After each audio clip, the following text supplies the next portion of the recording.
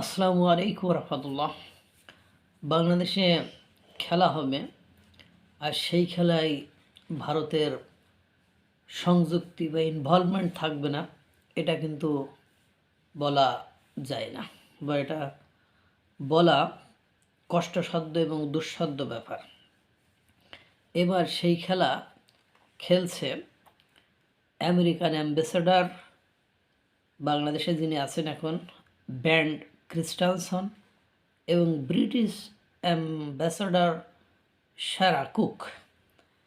এরা আপনার জনাব বিএনপির বর্তমান সময় চেয়ারপারসন তারেক রহমানের সাথে সাক্ষাতের পরেই আমেরিকান অ্যাম্বাসেডর ব্যান্ড ক্রিস্টানসন যে একপাক্ষিক নির্বাচন, সেই নির্বাচনের পক্ষে নয়, বা একপাক্ষিক নির্বাচন গ্রহণযোগ্য নয়, এরকম একটা বক্তব্য দিয়ে ফেলেছেন।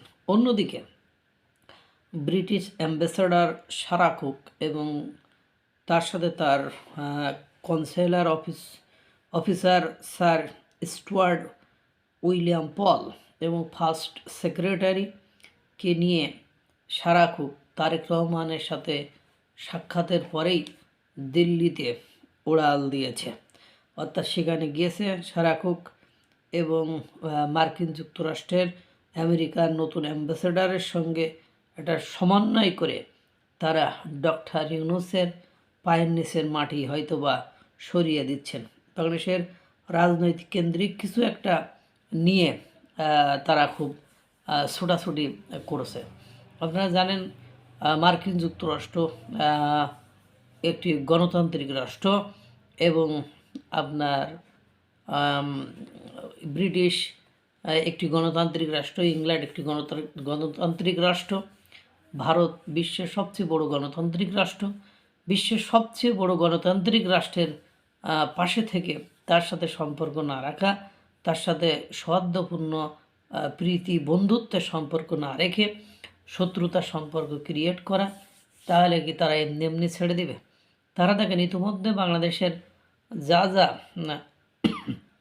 সমস্যা সৃষ্টি করা যায়, বা যা যা সমস্যা দিয়ে বাংলাদেশকে একেবারে আপদমস্তক বিপদে ফেলা যায়, বা বাংলাদেশকে একেবারে নাজেহাল করা যায়, তার আয়োজন ব্যবস্থা সেটা কিন্তু তারা করে ফেলেছে। আপনারা এটা ভাবুন আর নাই ভাবুন, ইতিমধ্যে মানে 7 সিস্টার্স অঞ্চলে বাংলাদেশের ব্যবসায়ীরা তাদের বাজার হারিয়ে ফেলেছে, রপ্তানি একেবারে মানে কমে গিয়েছে, রপ্তানি হচ্ছে না বললেই বলা যায়। 7 সিস্টার্স অঞ্চলে কলকাতা বা ব্যবসা বাণিজ্য চললেও, আর কলকাতা থেকে ওখান থেকে গাইডেড করে নিয়ে আসা, বা সেখানে যে ট্রান্সপোর্ট কস্ট হচ্ছে, তাতে করে মার্কেট ভ্যালু সাথে ফাইট করে তারা চলতে পারছে না।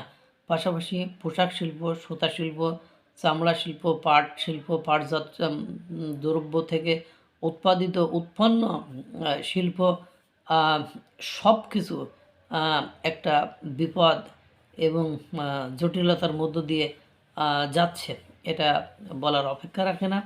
এবং ভারত যে একটা খেলা খেলছে, এবং একটা কথা বলি, ব্যারিস্টার শাহরিয়ার কবির, জামাতের ওই যে আইনজীবী ব্যারিস্টার শাহরিয়ার কবির, তিনি কিন্তু একটা কথা টক শোতে বলে ফেলেছেন যে তারেক রহমান ভারতের অনুমতি নিয়েই বাংলাদেশে এসেছে, এবং সারা কুক তারেক রহমানের সাথে মিটিং করলেন। সেখান থেকে বের হয়ে তিনি কি করলেন, দিল্লিতে চলে গেলেন। এই যে বিষয়টা, এটা কিন্তু সহজ কোনো বিষয় নয়, এবং ডক্টর ইউনূসের কাঁধ থেকে যে এক এক করে বিশ্বের বড় বড় রাষ্ট্রগুলো হাত সরিয়ে নিচ্ছে, ছায়া সরে যাচ্ছে, এটা আপনার বুঝতে আর বাকি থাকে না। কারণ যে কোনো পলিসির একটা মানে সিস্টেম দেখতে চাই। এখন অনেকে তো বলতে চাচ্ছে যে আমরা ডক্টর ইউনূসের শাসন থেকে মুক্তি চাই। আল্লাহ তাআলা সকলকে ভালো রাখুক, সুস্থ রাখুক। আসসালামু আলাইকুম ওয়া রাহমাতুল্লাহ।